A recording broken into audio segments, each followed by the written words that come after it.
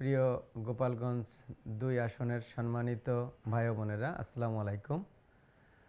আপনারা জানেন যে আমাদের নির্বাচন ১২ই ফেব্রুয়ারি ২০২৬।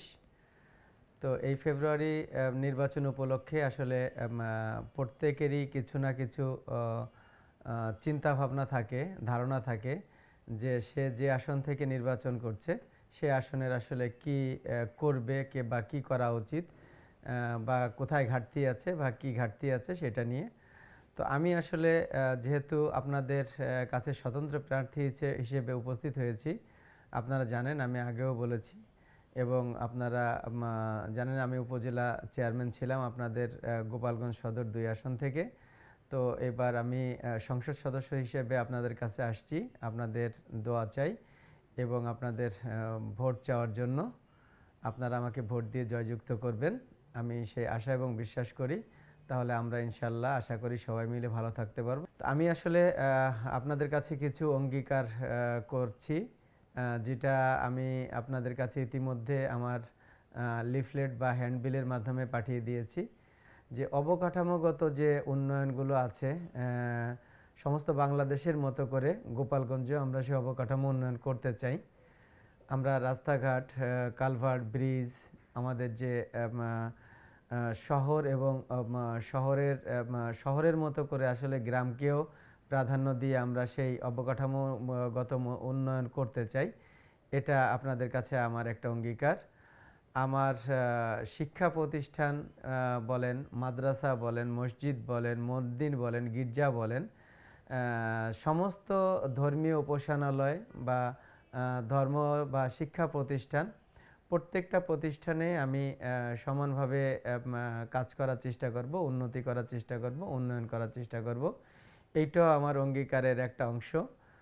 আমি আপনারা জানেন যে গরিব এবং মেধাবী যে স্টুডেন্টগুলো আছে, ছাত্রগুলো আছে, তাদের বৃত্তি প্রদান এবং আমি এটা সরকারিভাবে যেমন ধারাবাহিকতা থাকবে, তেমন ধারাবাহিকতা থাকবে আসলে আমার ব্যক্তিগত পর্যায় থেকে, আমার ব্যক্তিগত তহবিল থেকে। আমি ব্যক্তিগত তহবিল থেকে সবসময় এই কাজটা করে আসছি। ইনশাআল্লাহ এর ধারাবাহিকতা থাকবে। আপনারা আমার জন্য দোয়া করবেন, আমি যেন গরিব এবং দুস্থ ছেলে মেয়েদের, যারা পড়ালেখা করতে চায়, যারা পড়ালেখা করতে পারে না, যাদের অর্থনৈতিক অবস্থা খারাপ, আমি তাদের পাশে থেকে তাদের সহযোগিতা করতে চাই। আমাদের আপনারা জানেন যে আমি দীর্ঘদিন যাবৎ আইসিটির ব্যবসা করি। তো সেই আইসিটির ব্যবসার কারণে আমার সারা বাংলাদেশব্যাপী তথা আমার সারা বিশ্বের অনেক জায়গায় আপনারা জেনে খুশি হবেন যে আমি এখন পর্যন্ত ইউরোপ এবং আমেরিকা সহ প্রায় ৩৫টা দেশে ভ্রমণ করেছি আমার এই টেকনোলজির উন্নতি দেখার জন্য, কিভাবে কারা কাজ করতেছে, কিভাবে কি কাজ করা যায় এবং বাংলাদেশের উন্নতি করা যায়। আমি সেই টেকনোলজি নিয়ে কাজ করি এবং আপনাদের সহযোগিতা পেলে আমি আপনাদের সন্তানদের কিভাবে টেকনোলজিতে আরও আপ করা যায়, আরও ভালো করা যায়, আরও গ্রো করা যায়, আমি সেই চেষ্টাটা করে যাব এবং করব, যেহেতু আমি এটা জানি। আমাদের কৃষি খাতের কথা যদি আমি বলি, কৃষিতে আসলে আমরা যে টেকনোলজিটা ব্যবহার আসলে একেবারেই নাই বললে চলে আমাদের বাংলাদেশে। বিশেষ করে আমি গোপালগঞ্জে আমাদের টেকনোলজির কোনো ব্যবহার আমি দেখি নাই কৃষিতে।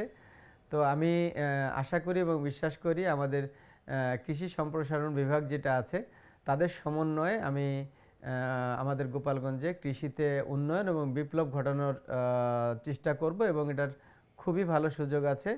এবং আপনারা জেনে খুশি হবেন যে এই টেকনোলজিতে এরকম অবস্থা আছে যে আমরা এখন যে ফলন পাচ্ছি তার অর্ধেক খরচে ডাবল ফলন করা সম্ভব। তো আমি সেই কাজগুলোও করব। আমি যদি মনে করি যে গোপালগঞ্জে আমাদের প্রায় ১ লক্ষের অধিক বেকার আছে, আমি এই বেকারদের কর্মসংস্থানের জন্য কাজ করব। বেকাররা যাতে বেকারত্ব দূর হয় এবং আমাদের এখানে কলকারখানা করার মতো যথেষ্ট জায়গা আছে গোপালগঞ্জে, শিল্প কলকারখানা করার মতো যথেষ্ট জায়গা গোপালগঞ্জে আছে। তো আমরা সেরকম শিল্প কলকারখানা করে ইনশাআল্লাহ আমরা আশা করি আমরা বেকারত্ব দূর করব। আমরা যেহেতু আমি আইসিটিতে আছি, টেকনোলজির যে ব্যবহারগুলো আছে, যেমন ফ্রিল্যান্সিং, আপনারা জেনে থাকবেন যে একটা ছেলে যদি একটা কম্পিউটার, একটা প্রিন্টার, একটা ক্যামেরা যদি থাকে, তাহলে তার ফ্রিল্যান্সিং করে সে মাসে বাসায় বসে 50 থেকে 60,000 70,000 টাকা মিনিমাম ইনকাম করতে পারবে। তো সেই ব্যবস্থাগুলো আমি করতে পারবো আশা করি। আপনারা আমার উপরে বিশ্বাস রাখবেন এবং ভরসা রাখবেন। স্বাস্থ্যসেবার যে ব্যাপারটা আছে, আমরা আমি আসলে আমার কয়েকবারই আমার মেডিকেলে যাওয়ার অভিজ্ঞতা হয়েছে। তো আমি দেখেছি সেখানে একটু ক্রিটিক্যাল রোগী যদি হয়, মানে সামান্য একটু বেশি অসুস্থ, এরকম রোগীকে আসলে রেফার করা হয় খুলনা অথবা ঢাকাতে। তো খুলনা অথবা ঢাকাতে রেফার করব, এটা আসলে আমার মনে হয় যে এটা খুবই সময় সাপেক্ষ এবং ব্যয়বহুলও বটে। তো আমার উদ্দেশ্য এবং ইচ্ছা থাকবে যে গোপালগঞ্জে এমন একটা মেডিকেল হসপিটাল হবে যেটাতে সর্বোচ্চ চিকিৎসা দেওয়ার সুযোগ থাকবে এবং আমাদের রোগীদের বা আমাদের ভাই বোনেরা আছে যারা অসুস্থ হচ্ছে, তাদের জন্য কোনো অবস্থাতেই ঢাকায় রেফারেন্স না দেওয়া লাগে বা রেফার না করা লাগে। আমরা আশা করব যে সেটা যেন গোপালগঞ্জেই আমরা চিকিৎসা দিতে পারি।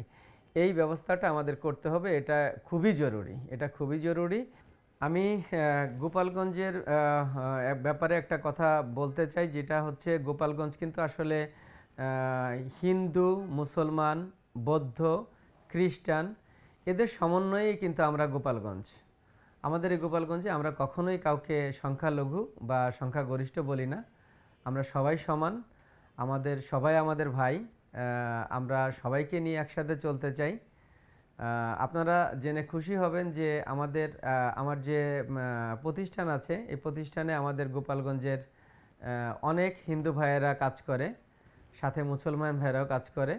তো আমার কাছে আসলে হিন্দু, মুসলমান, বৌদ্ধ, খ্রিস্টান কোনো ভেদাভেদ নেই, কারণ আমরা একসাথেই চলাফেরা করি। গোপালগঞ্জে আমরা একসাথে বড় হয়েছি, আমাদের ভাইদের সাথে আমরা একসাথে বড় হয়েছি। আমার অনেক বন্ধু আছে যারা হিন্দু সম্প্রদায়ের, যারা খ্রিস্টান সম্প্রদায়ের। তো আমি এদের ভিতরে কখনোই ভেদাভেদ করি না এবং ভেদাভেদ দেখি না। আমি আশা করি এই ভেদাভেদটা কখনোই থাকবে না। ইনশাল্লাহ সবাই তাদের সম অধিকার নিয়ে গোপালগঞ্জে বসবাস করবে এবং তারা তাদের জন্মভূমি, তাদের মাটিতে তারা শক্তি নিয়ে, তারা সাহস নিয়ে চলতে পারবে। এই ব্যবস্থাটাও যেন আমি করতে পারি, সেই জন্য আপনারা আমাকে সহযোগিতা করবেন। তো আমি আসলে বলার তো শেষ নেই। আমি আপনাদের উদ্দেশ্যে আরেকটা কথা বলবো, সেটা হচ্ছিল যে আমরা যখন নির্বাচন করব, আমাদের নির্বাচনী ক্যাম্পের পাশে আমাদের একটা বুথ থাকবে, যে বুথে আপনারা কি চান এরকম একটা বাক্স থাকবে আমাদের ওখানে। আপনারা সেই বাক্সে আপনাদের লেখাগুলো ফেলতে পারবেন।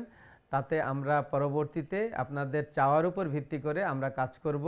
ইনশাল্লাহ আশা করি যে আমরা সেই কাজগুলো করতে পারবো এবং আপনাদের প্রত্যেকের আশার প্রতিফলন ঘটানোই থাকবে আমার আসলে মূল উদ্দেশ্য, আমার স্বপ্ন এবং আমার বাস্তবতা দিয়ে আমি পরবর্তীতে আপনাদের সামনে দাঁড়াবো এবং আপনাদের কাছে বলবো যে আপনারা যেটা বলেছিলেন আমি সেটা করার চেষ্টা করেছি ইনশাল্লাহ। তো এই হলো আমার কথা। আর সর্বশেষ আমি যেটা বলবো আমার তরুণ ভাইদের উপলক্ষে, তরুণ ভাই বা বোনেরা আছেন যারা, তাদের উপলক্ষে বলবো যে টেকনোলজি আসলে ভবিষ্যৎ। আপনারা টেকনোলজির দিকেই এগোবেন। আমার মনে হয় যে আমরা টেকনোলজিতে যদি ভালো করতে পারি, আমরা সব কিছুতে ভালো করতে পারবো, সব কিছুই ভালো হবে এবং সব কিছুর সমাধান সেখানে আমরা পাবো। আমাদের অর্থনৈতিক মুক্তি আসবে, আমাদের রাজনৈতিক মুক্তিও আমরা মনে করি আসবো, কারণ টেকনোলজি আপনাকে সমস্ত ভালো কিছু প্রমাণ দিয়ে দিবে, ভালো কিছু সমাধান দিবে, সব কিছু সমাধান দিবে আশা করি। তো আমি বিশ্বাস করি যে আমরা যেটা করব আধুনিক বাংলাদেশের জন্য, সেই আধুনিক বাংলাদেশ যেটা আমাদের সবার স্বপ্ন, আমাদের এই স্বপ্নটা যেন আমরা বাস্তবে রূপ দিতে পারি, সেই আশা এবং সেই প্রত্যাশা ব্যক্ত করে আপনাদের সবার কাছে আমি আবারও বিনীত অনুরোধ করছি, আপনারা আমার পাশে থাকুন, আপনারা আমাকে সহযোগিতা করুন, আপনারা আমাকে ভোট দিয়ে জয়যুক্ত করুন। তাহলে ইনশাল্লাহ আমরা সবাই মিলে গোপালগঞ্জের উন্নতি করব। আমি একা না, আমরা সবাই মিলে গোপালগঞ্জের উন্নতি করতে চাই। আপনারা জানেন যে আমাদের যে উপজেলা নির্বাচন ছিল, সেই নির্বাচনে আমাদের প্রতীক ছিল টেলিফোন। তো টেলিফোন প্রতীকে যেহেতু আমরা বিপুলভাবে জয়লাভ করেছিলাম, তো আমি এইবারও টেলিফোন প্রতীকেই আমরা নির্বাচন করতেছি এবং প্রতিদ্বন্দ্বিতা করতেছি। তো আপনাদের সেই ভালোবাসার প্রতীক টেলিফোন, টেলিফোনে আমাদের কাছে আছে এবং আমাদের সাথে আছে। আমরা সবাইকে বলবো, আমাদের যে ভোটার ভাইয়েরা আছে, বোনেরা আছে, এবং ভোটার ছাড়াও আসলে অনেক ভাইয়েরা আছে, বোনেরা আছে, ছোট ছোট যারা এখনও ভোটার হয় নাই, তারাও কিন্তু অনেক উৎসাহ থাকে নির্বাচন নিয়ে। তো আমি তাদেরও সবাইকে বলবো যে আমাদের মার্কা টেলিফোন, আমাদের ভালোবাসার মার্কা টেলিফোন। আমরা সবাই টেলিফোনের জন্য কাজ করব, আমরা টেলিফোনে ভোট দিব, টেলিফোনে জয়যুক্ত করব, টেলিফোনকে জয়যুক্ত করে আমরা বাড়ি ফিরব এবং আমাদের উৎসাহ এবং আমেজ ধরে রাখবো ইনশাআল্লাহ সব সময়। আমি একটা কথা শেষ বলতে চাই, উই গ্রো টুগেদার, অর্থাৎ আমরা সবাই একসাথে ভালো হতে থাকতে চাই এবং বড় হতে চাই। আপনাদের সবাইকে ধন্যবাদ। আসসালামু আলাইকুম। সবাই ভালো থাকবেন, সুস্থ থাকবেন।